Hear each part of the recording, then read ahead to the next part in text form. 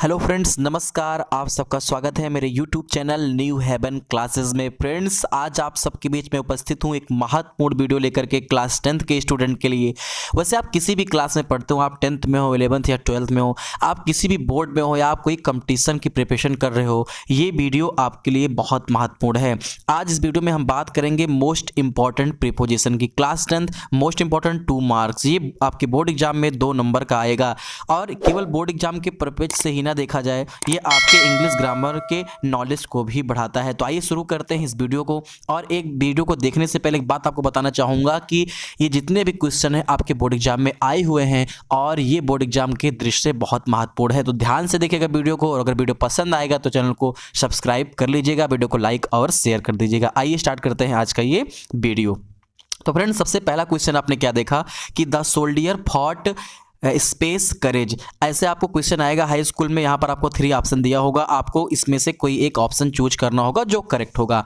Friends, ये जो question है ना, क्वेश्चन नंबर 1, ये यूपी बोर्ड में मान के चलिए कि 10 बार से कम तो आया ही नहीं है। बहुत इंपॉर्टेंट क्वेश्चन है।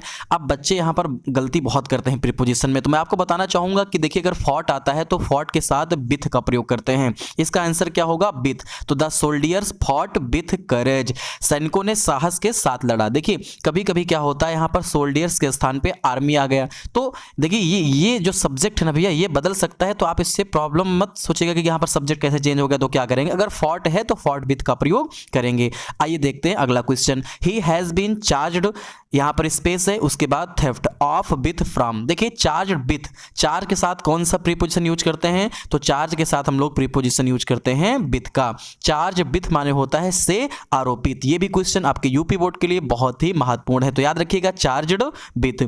आइए देखते हैं अगला question. The girls have been playing football 2 hours since far from. देखिए फ्रेंड्स, अगर कभी भी आप हैज बीन या हैव बीन या हैड बीन देखिए और आपको प्रीपोजिशन भरना हो, तो मैं तो आपको ये कहूंगा कि आप ऑप्शन में ना केवल सिंस और फार को रखिए, और अगर कोई ऑप्शन है तो उसको आप पहले से हटा दीजिए। क्योंकि अगर किसी वाक्य में has been, have been, had been होता है तो या तो उसमें सिंस भरा जाएगा या तो उसमें फार भरा जाएगा। तो फ्रॉम इस ऑप्शन से हम लोग पहले हटा देते हैं। अब आपके पास 2 ऑप्शन बचे, सिंस और फार। तो देखिएगा, निश्चित समय के लिए सिंस लगाते हैं, अनिश्चित के लिए फार का प्रयोग करते हैं। 2 आवर्स, ये क्या है? अनिश्चित समय है, 2 घंटे से। अब किस 2 घंटे से, ये आपको मालूम नहीं है।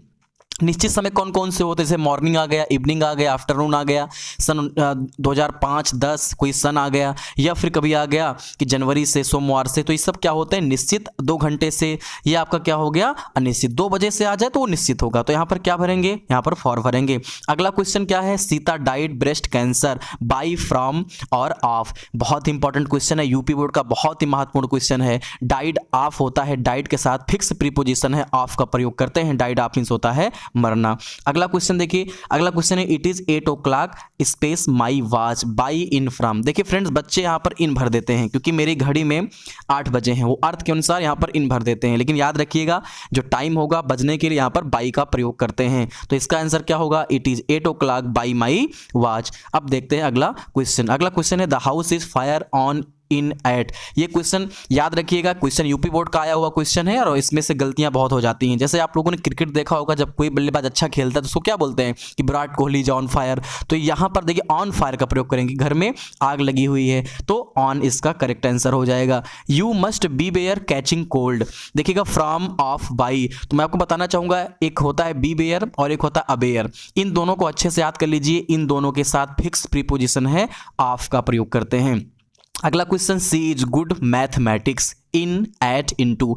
अक्सर स्टूडेंट्स इसमें इन भर देते हैं क्योंकि she is good in mathematics, की वह गणित में अच्छी है। लेकिन याद रखिएगा, अगर यहाँ पर गुड का प्रयोग हुआ है, भले कोई सब्जेक्ट आ जाए, उसके बावजूद आपको क्या लिखना है? एट भरना है। इनका प्रयोग तब करते कि अगर दिया होता कि सी इज वीक मैथमेटिक्स, तब लिखते कि सी इज वीक इन मैथमेटिक्स।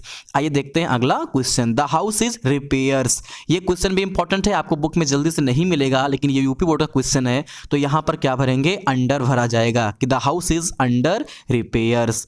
आइए देखते हैं अगला क्वेश्चन। देखिए, यहाँ पर हैव बीन मिला, जो मैंने आपको ट्रिक बताई थी कि अगर आपको has been, have been, had been मिलेगा तो आप ऑप्शन में केवल सीन्स और फार देखिएगा और अगले ऑप्शन को आप रिमूव तुरंत कर दीजिए।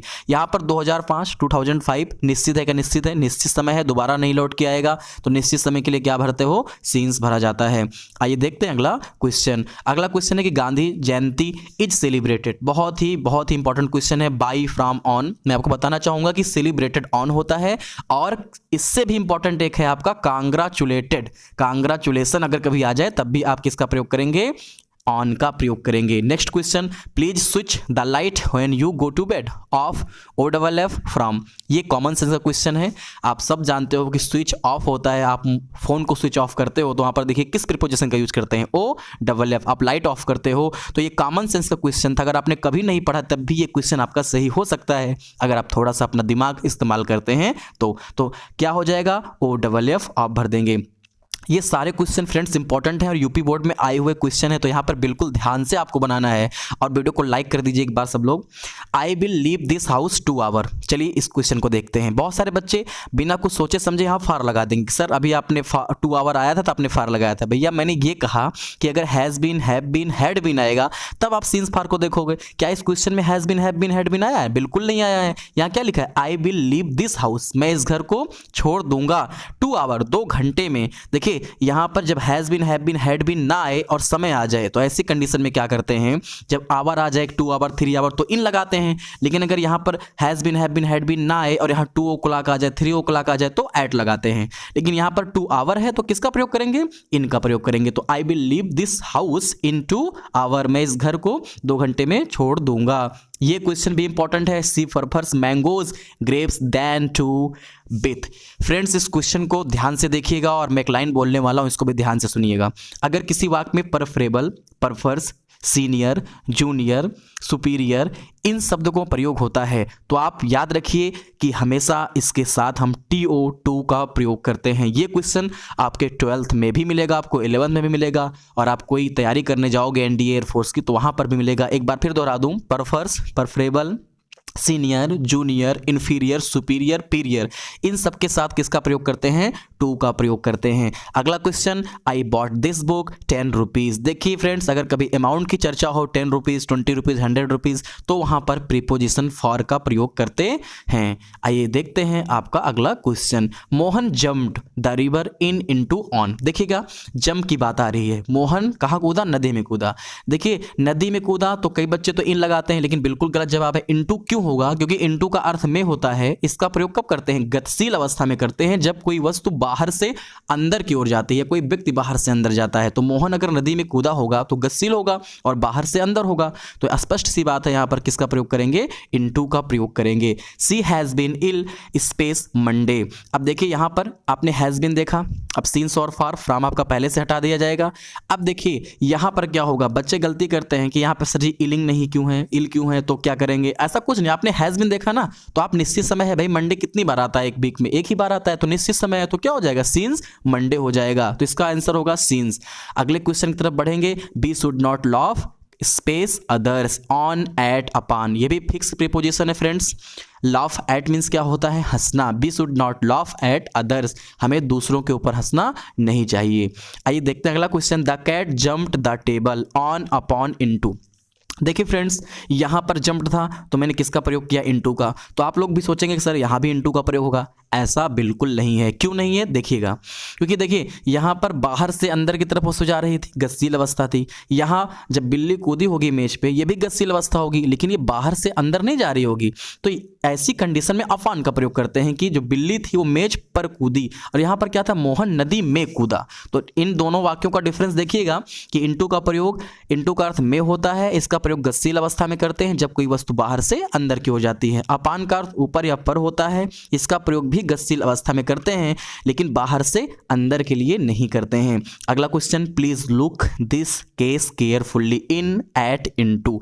मैं आपको बताना चाहूंगा कि लुक के साथ एट का भी प्रयोग होता है, तो बच्चे एट लगा देते हैं, लेकिन इस क्वेश्चन में आपका जवाब गलत हो जाएगा। क्यों देखिएगा, लुक एट मीन्स होता है देखना, जैसे लुक एट मी कोई क्वेश्चन आ गया, या कभी आ गया look at the black board, तो वहां पर तो एट सही है, लेकिन यहां पर देखिए केस शब्द का यूज हुआ है, तो कभी भी ना केस में लुक एट नहीं होता है, लुक इनटू होता है, क्योंकि लुक इनटू का जो अर्थ होता है ना फ्रेंड्स, वो क्या होता है, छानबीन करना। तो अगर कभी भी लुक के साथ केस हो टाइप का कोई वर्ड आए तो लुक इनटू कर दीजिएगा। अगर ये क्वेश्चन होता कि please look at space the black board या द व्हाइट बोर्ड केयरफुली, तो वहां पर एट का प्रयोग कर सकते थे, कोई प्रॉब्लम नहीं थी। आइए देखते हैं अगला question, my ring is made gold by from of. ये भी फिक्स प्रीपोजिशन है फ्रेंड्स। कभी भी किसी वाक्य में जब मेड आता है तो फिक्स है कि मेड के साथ ऑफ प्रीपोजिशन का प्रयोग किया जाता है। आइए देखते हैं अगला question, I do not agree your proposal. इस क्वेश्चन को ध्यान से देखिएगा, दो वर्ड इंग्लिश में होते हैं, एक एग्री और एंग्री। याद रखिएगा, एग्री मीन्स सहमत होना, एंग्री मीन्स क्रोधित होना।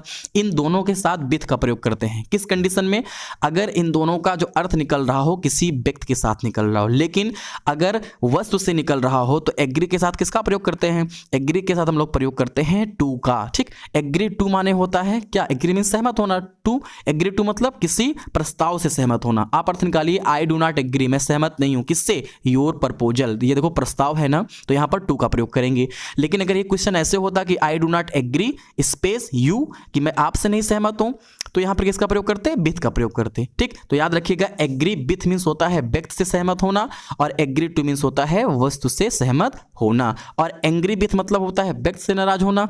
और देखिए, जब एंग्री वस्तु वाला आएगा तो टू नहीं लगाएंगे, तो एंग्री ऐड हो जाएगा। ठीक, खैर आगे बढ़ते हैं। You should learn the poem heart from by with. बहुत सारे बच्चे फ्राम लगाते हैं कि आपको दिल से पोएम याद करनी चाहिए, लेकिन फ्रेंड्स ऐसा नहीं होता है, इसमें बाई का प्रयोग करते हैं। ठीक है, कि you should learn the poem by heart. आपने सुना होगा ना, आपने बचपन में सुना होगा कि भाई सब लोग टेबल मुंह जबानी याद करके आइएगा, तो बाई हर्ट मीन्स होता है मुंह जबानी। अगला क्वेश्चन देखते हैं, he has been studying here the last 3 years। देखिए निश्चित नहीं है, पिछले 3 वर्षों से। सीन्स फार फ्राम, फ्राम तो आप पहले हटा ही दीजिए, सीन्स और फार में ही लड़ाई है, क्योंकि यहाँ पर हैज़ बीन आया हुआ है, अनिश्चित समय है, तो फार का प्रयोग करेंगे कि he has been studying here for the last 3 years। अगला क्वेश्चन देखते हैं, nobody can prevent me going there. देखिए विथ बाई फ्रॉम, क्वेश्चन को ध्यान समझिएगा, इसमें जो प्रीपोजिशन आया हुआ है किसका यूज करेंगे, देखिए वहां पर वर्ब प्रिवेंट आई हुई है। प्रिवेंट मीन्स क्या होता है फ्रेंड्स, प्रिवेंट मीन्स होता है रोकना। याद रखिएगा कि अगर किसी वाक्य में प्रिवेंट वर्ब आई है तो जो प्रीपोजिशन होता है वो फ्रॉम का यूज करते हैं, प्रिवेंट फ्रॉम। ठीक, और एक खास बात और कि हमेशा अगर कभी ये क्वेश्चन वर्ब में आ जाए तो प्रिवेंट के बाद जो वर्ब आती है फ्रेंड्स वो हमेशा जीरंड यानी कि आईएनजी में आती है। देखिए यहाँ पर गोइंग लिखा हुआ है, तो दो चीजें यहाँ से सब निकल के आई कि प्रिवेंट फ्रॉम होता है और जो वर्ब आती है वो आईएनजी में आती है। तो nobody can prevent me from going there. देखिए यहाँ पर क्या भरेंगे, फ्रॉम का प्रयोग करेंगे। देखते हैं अगला question, my friend does not talk me with to from. तो टॉक टू मीन्स होता है बातें करना, फिक्स प्रीपोजिशन है, तो आप इसको याद कर सकते हो और इसको समझ सकते हो। We should not depend others upon on eight.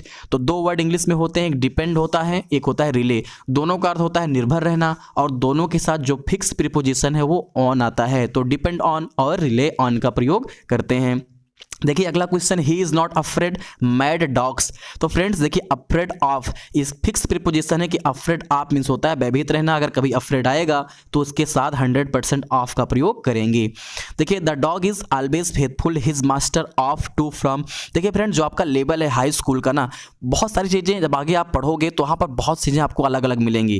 जैसे अफ्रेड ऑफ का प्रयोग यहाँ पर कर दिए, यहाँ पर इनटू का मैंने आपको एक प्रयोग बताया, आगे चल के आपको ढेर सारे प्रयोग मिलेंगे, लेकिन जो आपका लेवल है, जो आपके बोर्ड एग्जाम में क्वेश्चन आएंगे वो इसी टाइप के आएंगे, तो आपको इस वीडियो को ध्यान से देखना है। The dog is always faithful his master, तो ऑफ टू फ्रॉम किसका प्रयोग करेंगे, फेथफुल, टू मीन्स वफादार। आज के इस वीडियो का लास्ट क्वेश्चन है, you should tech space your health. और बिल्कुल आप सबके लिए मैंने सेंटेंस डाला है कि आप सबको अपने स्वास्थ्य का ख्याल रखना चाहिए, ध्यान रखना चाहिए।